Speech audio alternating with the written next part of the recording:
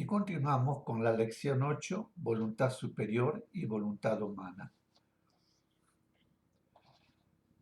No se trata de hacer un primer esfuerzo y luego decirnos, ya hice el esfuerzo y no me es posible.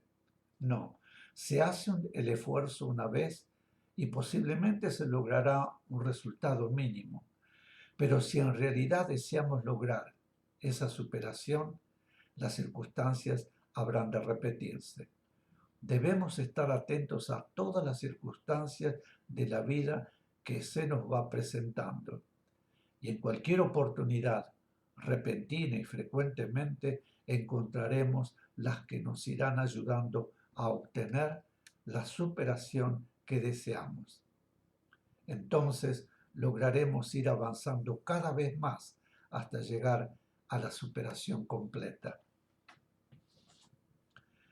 Debemos trabajar en nuestro yo, con método, con persistencia, sin pretender superaciones completas desde el comienzo.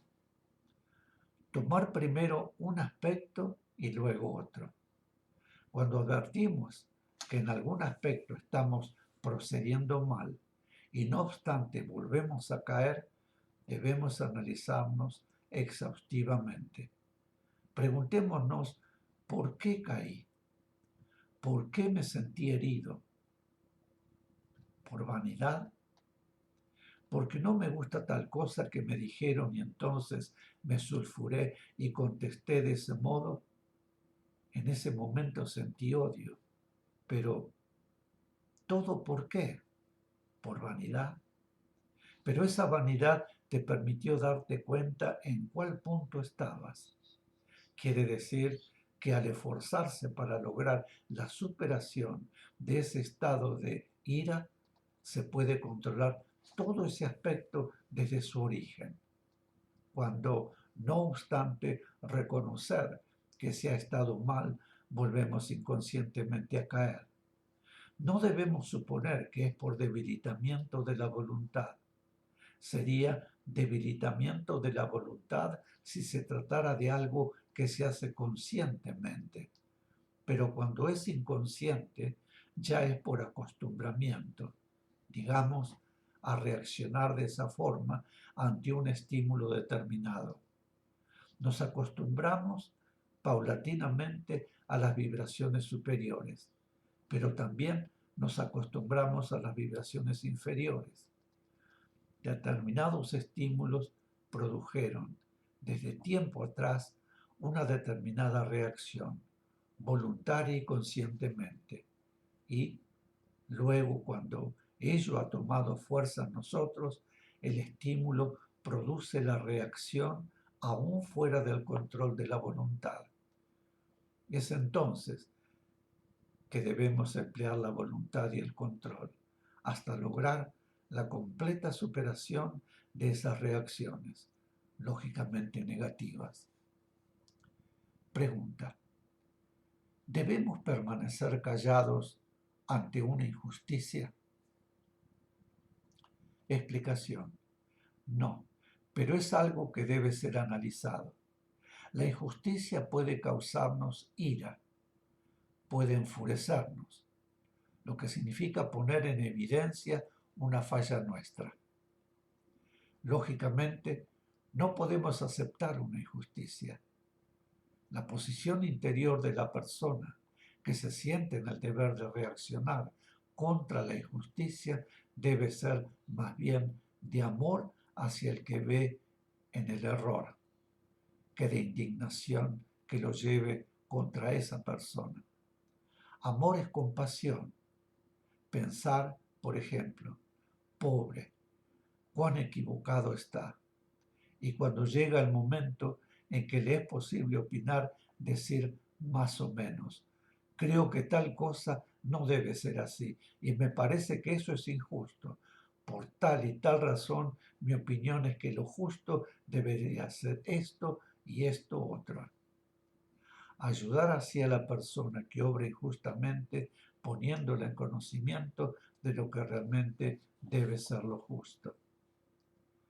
La reacción de un misionero ante la injusticia nunca debe ser de irritación o de ira que lo lleve contra la persona injusta. Sobre todo la vibración de la voz, que es lo que llega a la persona como recriminación y lo excita más. En tales circunstancias, lo mejor es dejar pasar el momento, de manera que la vibración emanada de ese hecho o de esa palabra de la persona que vemos injusta no incida en nuestra alma. Luego, hablar con la propia vibración, sin reacción ninguna ante la actitud de la otra persona. Así nos evitaremos circunstancias desagradables que pueden dificultar la superación que necesitamos y por consiguiente nuestro progreso.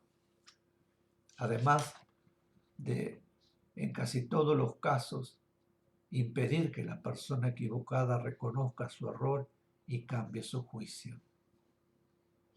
Pregunta: ¿la reacción es siempre falta de superación? Explicación: puede ser como costumbre, como falta de carácter, como debilidad nerviosa.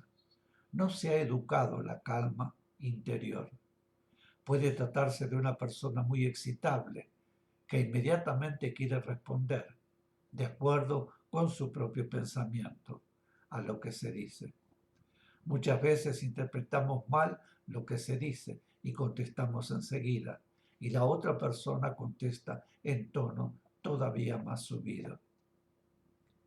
Por eso, un consejo muy positivo es nunca contestar de primera intención, siempre dejar transcurrir un pequeño lapso para que ambas partes se ubiquen.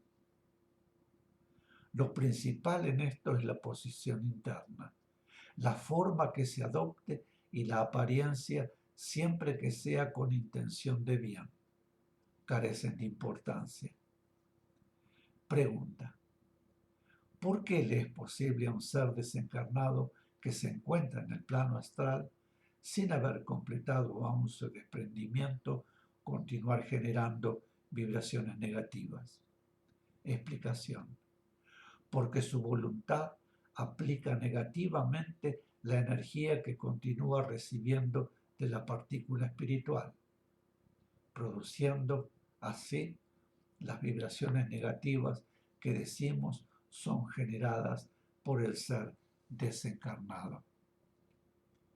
Pregunta: ¿las personas que trabajan en los mataderos cargan sobre sí una deuda kármica por matar animales, aunque ello sea su medio de vida? Explicación: adquieren una deuda kármica, aunque con las atenuantes que significan su necesidad humana, su ignorancia y hasta la contrariedad con que pudieran hacer ese trabajo. Pero, de todas maneras, contraen una deuda con la ley del amor. Pregunta: ¿y los verdugos, guillotina, horca, etcétera, también adquieren deuda kármica? Explicación: sí, pero, como dijimos, con las atenuantes mencionadas, de modo que el pago de esa deuda kármica no significa algo tan intensamente doloroso como el de quien consciente y voluntariamente quita la vida a otro hombre, por sí mismo o por intermedio de otra persona. Mis queridos, acá finalizamos la lección 8. Gracias una vez más por haberme acompañado, por haber estado aquí, y nos volveremos a reencontrar muy pronto para continuar con la siguiente lección. Muchísimas gracias y hasta siempre.